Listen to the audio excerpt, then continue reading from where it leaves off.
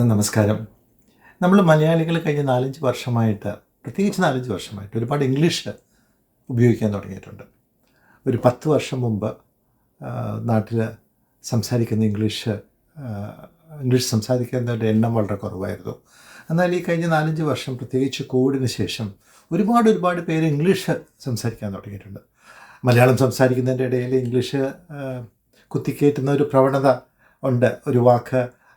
ഒരു വാക്യം മലയാളത്തിൽ മുഴുവൻ തീർക്കുന്നതിന് മുമ്പ് അതിനകത്ത് 5-6 ഇംഗ്ലീഷ് വാക്കുകൾ ചേർക്കുന്ന ഒരു പ്രവണതയുണ്ട്. അത് എനിക്ക് വല്ലാത്ത ഒരു വിഷമം തോന്നുന്ന ഒന്നാണ്. അങ്ങനെ സംസാരിക്കുമ്പോൾ ഇംഗ്ലീഷും നമുക്ക് ശരിക്കും സംസാരിക്കാൻ പറ്റില്ല, മലയാളവും നമുക്ക് സംസാരിക്കാൻ പറ്റില്ല. അത് രജനി ഹരിദാസൊക്കെയാണ് അത് ആരംഭിച്ചത്.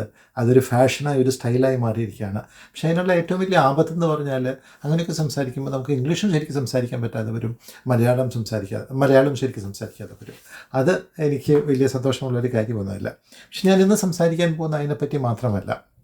ഞാനിന്ന് സംസാരിക്കാൻ പോകുന്നത്, നമ്മൾ മലയാളികൾ ഇംഗ്ലീഷ് സംസാരിക്കാൻ വ്യാപകമായിട്ട് തുടങ്ങിയിട്ട് കഴിഞ്ഞ ഒരു കോവിഡിന് ശേഷം ഒരു 5 കൊല്ലമായിട്ടുണ്ട് എന്നാണ്. അതിന് മുമ്പ് സംസാരിക്കാറുണ്ട്, പക്ഷേ ചുരുക്കമാണ്. ഇന്ന് പക്ഷേ വ്യാപകമായിട്ട് സംസാരിക്കും.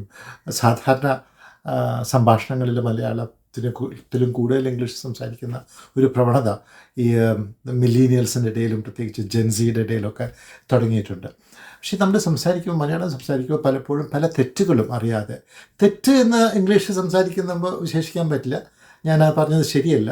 ഇംഗ്ലീഷിൽ അങ്ങനെ തെറ്റും ശരിയൊക്കെ വളരെ ചുരുക്കമേ ഉള്ളൂ. എന്തും ഇംഗ്ലീഷിൽ നമുക്ക് ഇന്നത്തെ തെറ്റ് നാളത്തെ നല്ല ഇംഗ്ലീഷായിട്ട് മാറും എന്നുള്ളതൊരു വസ്തുതയാണ്.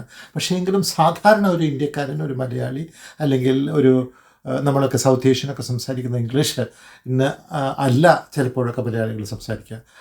വ്യതിയാനങ്ങൾ ഒരുപാട് വരുന്നുണ്ട്. അതിൽ ചില വ്യതിയാനങ്ങൾ മാത്രം എടുത്തു കാണിച്ചുകൊണ്ട് അതെങ്ങനെ അത് വ്യതിയാനങ്ങൾ കൊണ്ട് തെറ്റുണ്ടെന്ന് പറയാൻ സാധിക്കില്ല. പക്ഷേ പറയുമ്പോൾ കേൾക്കുന്നവർക്കറിയാം ഇതൊരു മലയാളിയാണ് എന്ന് പെട്ടെന്ന് തിരിച്ചറിയാൻ സാധിക്കും. തിരിച്ചറിയുന്നതുകൊണ്ടൊരു തെറ്റുമില്ല. പക്ഷേ എങ്കിലും ശരിക്കുള്ള രീതിയിൽ ഒരു ഇന്ത്യൻ ഇംഗ്ലീഷ് എന്ന് പറയുന്ന രീതിയിൽ സംസാരിക്കേണ്ടത് എങ്ങനെയാണെന്ന് ചൂണ്ടിക്കാണിക്കാനും, എന്തെല്ലാം ഈ കുറവുകളാണ് നമ്മൾ മലയാളം സംസാരിക്കുമ്പോൾ വരുത്തുന്നതെന്നും കാണിക്കുന്ന ഒരു ചെറിയ പരമ്പര, അധികം ഇല്ല, എല്ലാ എപ്പിസോഡും 30 സെക്കൻഡോ 40 സെക്കൻഡോ 50 സെക്കൻഡോ മാത്രമായിട്ടുള്ള ഒരു പരമ്പര ആണ് ഞാൻ ആരംഭിക്കാൻ ഉദ്ദേശിക്കുന്നത്. അതിൻ്റെ ആദ്യത്തെ, അല്ലെങ്കിൽ 0th എപ്പിസോഡാണിത്. മറ്റുള്ള എപ്പിസോഡുകൾ ഇത്ര നീളില്ല. ഒരു വാക്ക് എങ്ങനെ തെറ്റി മലയാളികൾ ഉപയോഗിക്കും എന്ന് മാത്രം കാണിച്ചുകൊണ്ട് 30 സെക്കൻഡ് 45 സെക്കൻഡ് പരമാവധി 1 മിനിറ്റിനകം തീർക്കും.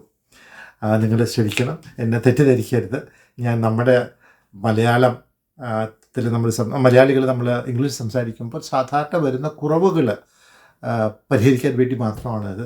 ആ ഒരു മുൻകൂർ ജാമ്യം എടുത്തുകൊണ്ട് നിങ്ങൾക്ക് ആൾക്കാരെങ്കിലും ഇത് തെറ്റിദ്ധാരണ തോന്നുകയാണെങ്കിൽ നേരത്തെ കൂട്ടി തന്നെ നിങ്ങളുടെ ക്ഷമാപണം യാചിച്ചുകൊണ്ട് ഞാൻ എൻ്റെ 0th എപ്പിസോഡ്, അതിനൊരു ശരിക്കുള്ള മലയാളം കിട്ടുന്നില്ല, 0th എന്ന് പറയുമ്പോൾ ശരിയാകുന്നില്ല, എങ്കിലും ഈ 0 എപ്പിസോഡ് ഇവിടെ ഉപസംഹരിക്കുകയാണ്. 1ാമത്തെ എപ്പിസോഡ് തുടങ്ങി ഞാൻ ഒരു തെറ്റുകൾ ചൂണ്ടിക്കാണിക്കാനായിട്ട്, തെറ്റുകളല്ല കുറവുകൾ ചൂണ്ടിക്കാണിക്കാൻ ശ്രമിക്കാം. Thank you.